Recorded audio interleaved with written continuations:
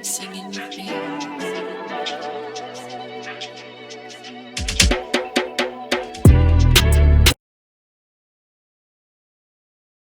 right, welcome back to You Not Gonna Like This. This is episode 35, Square Corners Only. And as the name makes sense, the guest with us today is Jon Green, the barber. I don't know if you have a name for how you got. I know some barbers have names. I don't know if you got one. But if you mind, you can go ahead and introduce yourself to the people. Yeah, my name is Jonathan, but the name that I usually go by as far as barber is just J Green.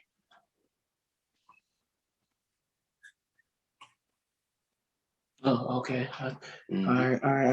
All right, cool. Well, as y'all can see, the name Square Quarters Only. Obviously, Jon's a barber, and this is part of our small business series. I announced that last episode. Series we recognize small business owners, barbering. We did makeup, lash technician. Don't know if that's the same category on the last episode. So now we're continuing it with Jon, the barber, and your barber is based out of Woodbridge, correct? Yes, sir. That is correct. Woodbridge, Virginia. I'm at Jay's Hair Design. Oh, so repeat that last part again for me, please. Yeah, the shop that I'm in is in Woodbridge, Virginia. It's called Jay's Hair Design. It's off of Prince William Parkway. Oh, it's not bad. That's pretty close. Mm-hmm. Not far. That's not too far off Fairfax. Well, all my George Mission people, if you want to take the nice little ride, it's not far. I would say 15 minutes from the school? From Fairfax to Woodbridge is pushing probably about like 30 minutes. 30? What? Yeah, it's about 30 minutes away. Oh, so you deep in Woodbridge. Okay. Yeah, for sure. All right, never mind. Never mind. I thought it was a lot closer. Thought I was on the straight stretch to Woodbridge. Mm-hmm. But so my first question for you is what inspired you to be a barber? Well, honestly, it all started off with me getting a bad haircut. I couldn't get in contact with the normal barber that I would get into. So like anybody else, you try to find a backup, but I didn't have a backup at the time. Like my regular barber had ended up moving out of the area. And so the backup was the barber that I was going to. And since I couldn't get a hold of him, I went to like a little barber college that was like probably like 10 minutes up away from the road. Big regret. I just went in there, tried to ask for like a little taper on the side, cut down the wavelength. Dude took like 2 hours to do the haircut, messed me up. And yeah, it was just a bad experience from there. I mean, I didn't understand how you can mess up a taper. It's probably one of the most simplest haircuts you can give.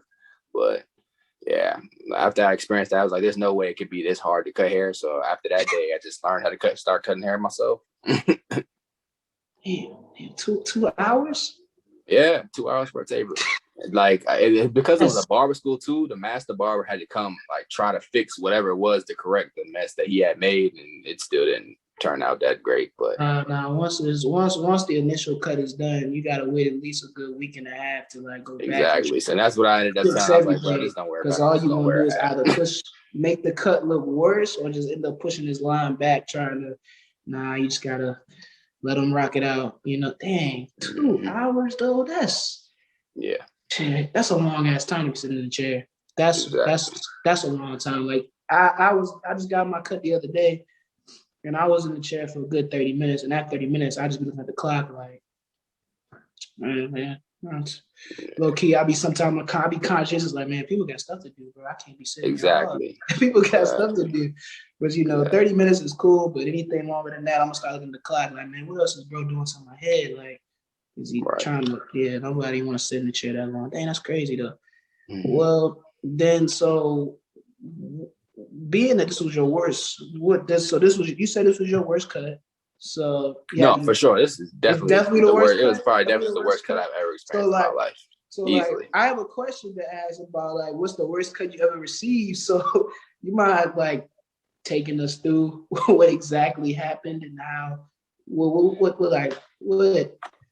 Okay, so the lineup wasn't even the problem for the haircut, in my opinion. The lineup was straight. It was just the fade. Like, I guess my hair texture, he wasn't used to cutting. I got just about like the same type of texture like other black people. I mean, I don't understand what the issue was, but the blend just wasn't there, and he just couldn't get it together. I guess like he couldn't get like whatever the ball line is, or trying to blend between like whatever guidelines he said. I don't know what the case was, but the blend just wasn't hitting like it was supposed to at all. That's really what the issue was. So is blending really that difficult? No, blending is actually pretty simple. The only time blending gets difficult is based on like the density of people's hair. And so like what I mean by density is just like the surface area that like how much hair is covered. So like if somebody has like extremely thick hair, their hair is going to be dense. But you know, like it's more common that when you cut like people that have like straighter hair to have less dense hair. So like when you're fading, you have to take more time to like debulk the hair and like remove less hair at a time compared to like if I was just to cut anybody else that has a similar hair texture to my own, you can kind of like play around with it and it's a lot easier to like move because the hair doesn't like move as much compared to straight hair because it's a looser like texture. Their hair moves a lot more when you're trying to like fade it and cut it. So it takes a little more time to do compared to like cutting black people hair. I never actually knew that. Well, but you know, I interviewed Barber, you know, on episode 21 with Justin. I did Justin a couple last season, about a couple episodes ago. You know, we really hit on like how important hair texture, knowing and understanding hair texture is in the barbering world. Do you feel that the same way? It's extremely important to understand hair texture when you are cutting hair. Yes, definitely. No, yeah, most definitely. I think hair texture just plays a big role in knowing how much patience or time you can put into a client, as well as just like what hair textures that you're common against. Like, I mean, of course, with straight hair, like it's kind of similar, but even within different ethnicities, it can also switch. Like cutting an Asian person's hair compared to cutting a white people hair. Asian people hair is like, I wouldn't say as like density wise as far as like the surface area cutting it, it's a little bit different. Like their hair is a lot stronger. So when you're cutting it, like you can get like hair splinters from cutting like their hair texture compared to like others. So I would probably say like if I had to categorize it, I would say Asian, Hispanic, and probably like Middle Eastern hair are kind of like a smaller group that's kind of like the same compared to like just like regular like Caucasian people hair. Their hair textures may seem similar, but like the densities of what kind of makes it a little different when you're trying to cut it. And before we go on to the next question, a hair splinter, you mind enlightening us on what that exactly is? Because I've never heard of that.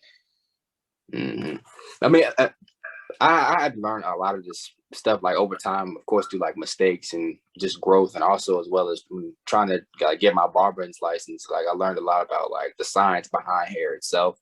So I came a lot more educated with learning like the terminology as well as like what to look out for with like hair conditions and like things like for example like alopecia, which is like a balding in certain spots like areas of the head, and calyx, which can be like a change of like hair direction. So like your hair can grow all in one way, but you know, in the front of your lineup, you can have like a swirl and the hair just turns completely in another direction. So it's just little things like that that you have to keep an eye out for that can make like a big difference in the haircut. Like, because you don't pay attention to those things, like those minute details is what can make or break you keeping client retention and having people that come back to you. You know, like as a barber, the biggest key like for us as our job is basically getting the haircut desire that people are asking for, you know. So even with whatever issues they may have with our hair, it's up to us to be able to work around those issues and still give them the desired look that they're looking for. Man, that's good.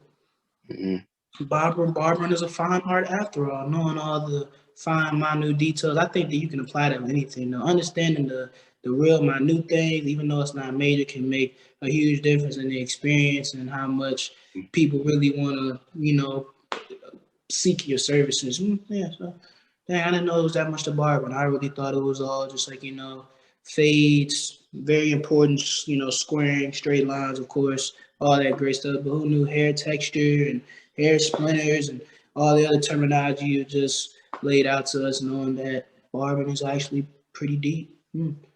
That's tough. That's tough. That's tough. So back to the inspiration question. Is there anything else, or was it just the bad cut that made you get into barbering?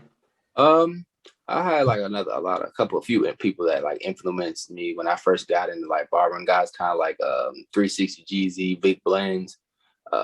Game Changer, Geek Beam. Those are just kind of some of the few barbers that I follow, like on social media, and like watch their content that I picked up on a lot of tips and tricks. So it was just seeing those guys. Some of them are like younger than others. Like I know like Vic Blends is a guy who's younger than I am, and he's pursued his passion. He's taken it way farther than you would probably expect a lot of other barbers to do. So like following guys like that are like a big inspiration to me, that like being a barber can really go past just me being behind a chair. Like you can really make like a name and a brand for yourself and expand upon that and really like grow as an entrepreneur as a whole. You don't have to stay behind the chair for, like how a lot of other barbers are for 30, 40, 50 years and really don't see much growth as far as like their businesses and their brand is concerned. So like the goal for me, inspirational wise, was just like seeing other barbers be able to take their business past just cutting hair, like making their brand name. Like one of the guys I follow, Get Beam, had created like an air compressor. So, like guys who use like bigger on enhancements, he had ended up, because he went to school for being an engineer. So, he linked up with some guys in another company brand called 245 and made an air compressor, and he sells out with that, as well as like the color enhancements itself to put into the gun. And Big Blends, he started like a clothing brand, as well as like a YouTube and these other avenues that you can do with like different streams of income. So I'm just trying to find other ways that I can take barbering and just stretch it further out than past just cutting hair, whether it be like with products or trying to design a clipper or anything of that nature. I just don't want to be sitting behind the chair the entire time. I also wanted to like learn to like teach barbering as well. That was also one of like my ultimate goals to like try to get done, because I feel like the passion that I grew for barbering, I can instill and teach the different tips and tricks for somebody else and let them know, like you can also make it past barbering and make it bigger than what it is, and inspire others. That's tough. That's tough. That's tough. Innovativeness in any field is the beginning of greatness, I feel, because like if you always have something new and fresh to always bring to people, and you learn how to master it, it could be the beginning of like something special, not only for yourself but for everyone in your field.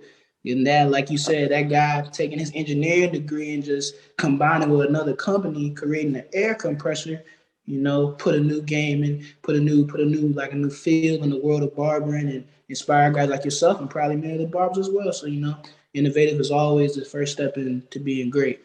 But let's, take a turn. Let's, lighten up, talk about the business side, but let's talk about more of the, our favorite thing when it comes to barbering. So what is being a barber? So it's a two-part question. What's your favorite cut to give to people? And what's your favorite cut to have? As far as cut to have, personally, you can never go wrong with a taper and a mid to low skin fade. And that just varies with whatever hair texture you have. You can rock like a mid to low skin fade with long hair, short hair. You can kind of have like a high top feel to, or like maybe like an afro with a flare. You have a lot more options between, like just having a taper and like a low skin fade. So those are personally the two that I like to stick with. But as far as me personal cutting wise, my favorite haircut to do would probably be like a high taper. I've got that answer before. A lot of people like the taper, apparently. Apparently, it's a really popular cut. I'm a fan of the taper. Gotta get a taper when you got waves. The brush, no matter how much you brush, it's so hard to like, because your hair going this way and then this hair going that way. And it's always that little gap that you can't never really master until your hair really grow out. And you just gotta go ahead and taper it up and call it a day and make life easy. But, dang. Yeah, I do wonder why the fade is so popular in the barbering world. I wonder if it's time consistent, easy, something everybody can really master, or maybe it's just a fun cut to give because everybody likes them. So then my other question for you. So you were talking about earlier, how you were inspired and about all the barbers that you have watched, how you saw different cutting techniques people use, tools, and all these things that you have. So, would you say that being a barber for yourself, do you have your own cutting style? Like you have something unique that you develop from everything you watch, or do you try to model your cutting style after another barber? Um, I would probably think that I have a own style for myself, but the style that I ended up creating myself just ended up being taken from watching so many other barbers and the two techniques that they have. I feel like when you limit yourself to trying to cut one certain style away, well, then like you limit yourself to like growth and becoming better as a barber. There's more than one way to cut someone's hair. Like with a taper, like yeah, it's the same cut, but there's a lot of different ways that you can like get the job done and get out like the same quality finishes like time after time. But I would definitely say like the style of fading that I have, I've made it into my own, but I've also definitely picked up a lot of tips and tricks from other barbers that ended up me able having like the formula that works consistently through all different textures of hair that I cut. So yeah, I would definitely say I have something that works for my own. That's tough. That's tough. That's tough. That's tough. And it's really, I guess the word, the saying still works out that it's always more than one way to do anything. Me, I'm not a barber, obviously, but I always thought that it was only like one unique way to really give cuts to people because it's like, can you really go outside of it? But knowing that you can change enhancements, you can use different tools, accessory tools, not other things, and still deliver a great experience. It's pretty amazing. It makes makes barbering a more appreciative thing when people doing it. Because I would say 10 years ago, I guess when we were younger, it's just maybe just getting a cut, going about your day. But I can see in the last couple of years, last 4 or 5 years even, that barbering has really like took that next step into being like a true art, being that you have all these tools, like I would say when we were growing up as kids, hairstylists, being a hairstylist, when women were getting their hairstyle and all these new styles and do's and everything that they were doing, that was number one thing. But now I guess barbering has, caught up to the hairstylist being their guy, get all these cuts, parts, styles, everything is done and it's a real full on experience now, and I feel like a lot of people be appreciative of what you guys do because everybody loves a good haircut. Come on, it's a confidence builder, man. It's a confidence builder. You know this For sure. for sure. And you can't step out the house without a good lineup. Can't do it. But I've asked you all these questions, so I think I need to answer a couple of these questions myself. Now, the worst cut I've ever received. In the first, couple of weeks, I talked about my granddad. He cut my hair. He rounded my corners. We don't need to Oh go man. there. Yeah, so let's just Jeez. say it was before I moved into Mason too. And thank God Hibbert Sports had the deal 2 for 20 on the caps, black cap, white cap, everywhere you go. And, hey, look, my boys today used to get on me. They was like, "Bro, why is he wearing them caps?" I was like, "Bro, the real story. I had a bad lineup, so when I wore light color clothes, had the white cap. Darker color clothes, black cap. Kept it moving. Nobody asked Right. questions. I was like, you got bad. No, I had good hair. I just had a terrible line. But number two would have to be, again, this is when I was trying to find a barber at Mason because I feel like it took us at least 2 years to find a barber at Mason. It took us at least 2 years to find a good barber because I've only known you since my junior year, so I don't think I knew you then. And Mhm. then Justin was still getting his weight in barbering, so you just had to he was still growing, so you couldn't really. He was busy. You couldn't really go to him either. So we had kept going. We went to Manassas and everywhere. But my second worst cut was across the street, University Mall, and like one of the studios over there. And I asked for a full hawk. Bro ruined the full hawk. I thought it was okay because the line was straight, but apparently like the levels of the full hawk were way off. And when I went to my boys and they told me it's like, Ira, bro, you gotta go back and get that fixed, bro. Like, I don't think you understand, bro. Like it looks bad, bro. It looks terrible. Like, if you pull up to that party tonight with that cut, people gonna have your head, bro. And then they showed me, they was like, yeah, bro, you took a lot of hair. Like it's high here, but it's low there. So you gotta get him to level that out. And he leveled that out. And rule number one: if you mess up my cut, if you mess up my hair one time, sorry, man. I don't think I can ever go back to you. I just can't because I gotta live with that for 2 weeks. I can't. I can't. Right. I can't do that. But finding a barber, I would say being outside the barber world, I have a test. My method is, first cut, I only get the lineup. I don't care how tall my hair done got. I always go to the lineup first because I like my hairline is kind of like it curves back a little bit. So you got to make sure you get the corners to a T, or it's gonna look rough, or but like the size of the line gonna curve in, and it's gonna look. It looks. I notice it because I see it, but I don't think other people notice it. But all that great stuff, I make sure the lineup is key, and then after that, see where we go from there. Now I just get 1.5. That's just me because I tried the long hair. I've been through it all: long hair, full hawks, mohawks. The waves are the easiest thing to maintain. The easiest thing ever. Full hawks. I agree. I hate picking the picking part, man. It's too much to pick in. Like, man, you gotta wash your hair every time, untangle it. I've been there and did that too many times. But enough about me and my experiences with the Clippers. Let's move on to the final question I have for you. It's a 2-part question again. Is what's next for you as a barber, and what's next for you for yourself as a person? What's next will be taking my barber's exam. I'm an apprenticeship at the shop that I'm at now. So I just recently completed my hours and getting back into the rhythm of studying and preparing to take the exam sometime next month, so I can actually become a legitimate barber. And then the next goal for me after that would be getting a studio. So I want to have basically a little spot for myself where I can have a more personal experience with me and my clients, just having just a different environment that I can provide to help with the experience that it gives off. Because, I know sometimes going into certain shops gives off different vibes, and all that can contribute to your client retention. So, I feel like with getting a studio and having that personal space, I can really have 100% control over the atmosphere and the environment, as well as the experience that I can give for the cut. And, the client will feel comfortable, because I feel like as barbers, we play a lot of different roles outside of just cutting hair. A lot of people come to us and it can seem like a therapy session for some, some people can hop in your chair and, a lot could be going on with their lives and different things of that nature.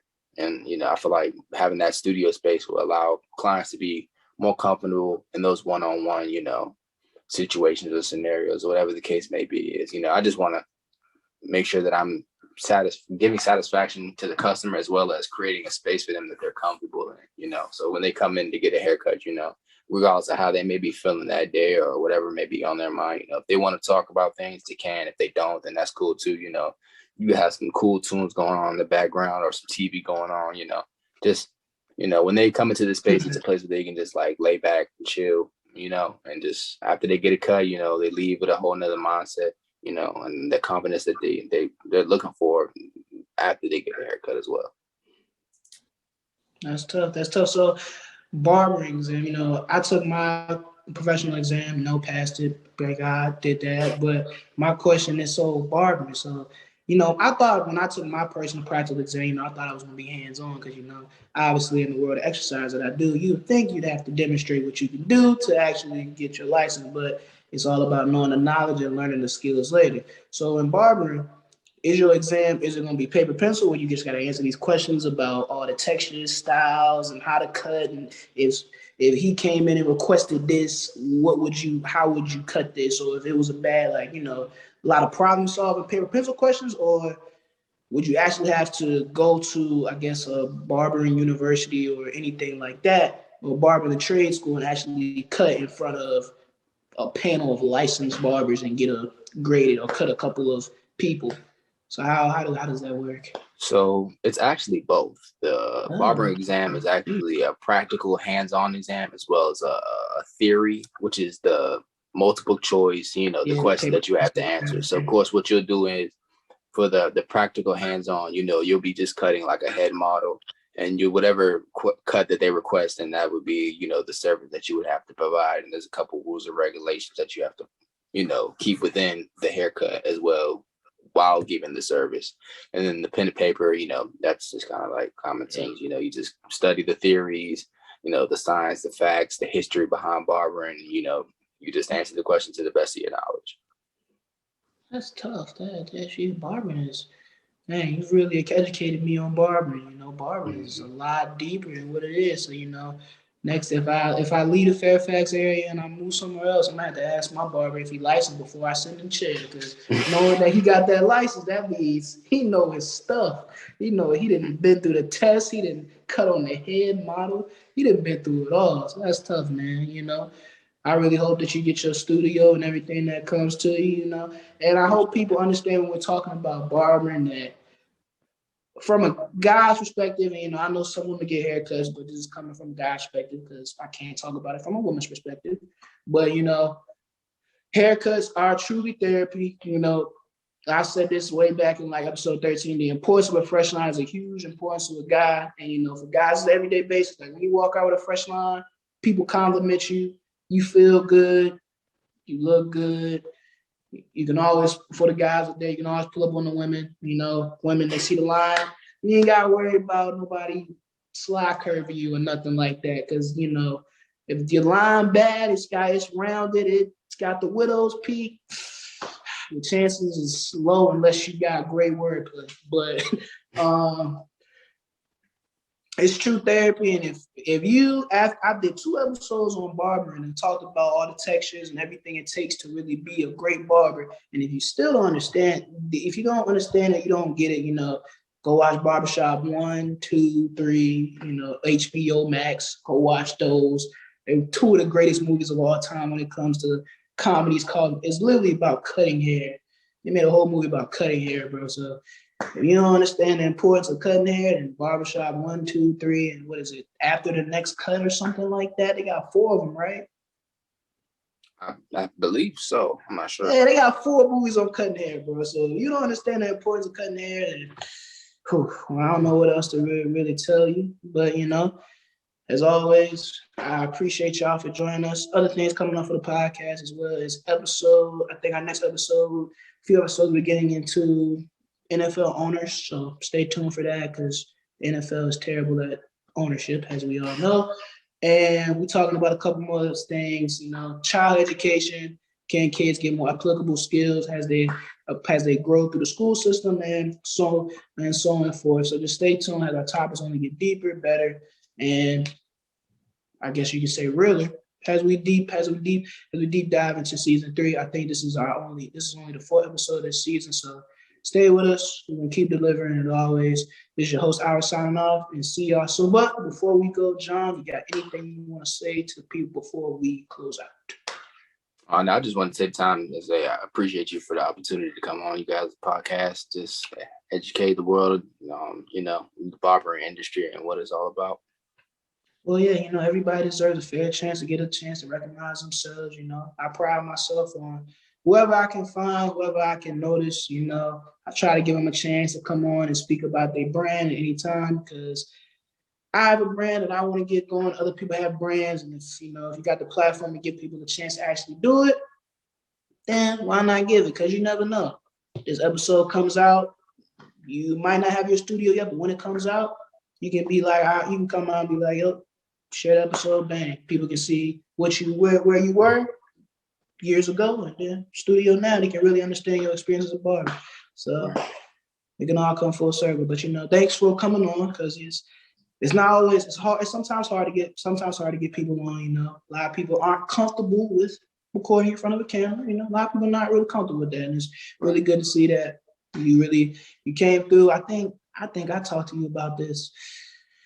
It's been I think I talked to you about a couple months ago. So I really finally glad that we got this. Finally found the time. Really got it. I wish PJ could be here with us, but right. PJ working hard, trying to get it how you live, and you gotta respect the hustle at all times. But I think that is all I actually have. I think I'm really done this time. So as always, this is your host, Ira, signing off, and see y'all soon.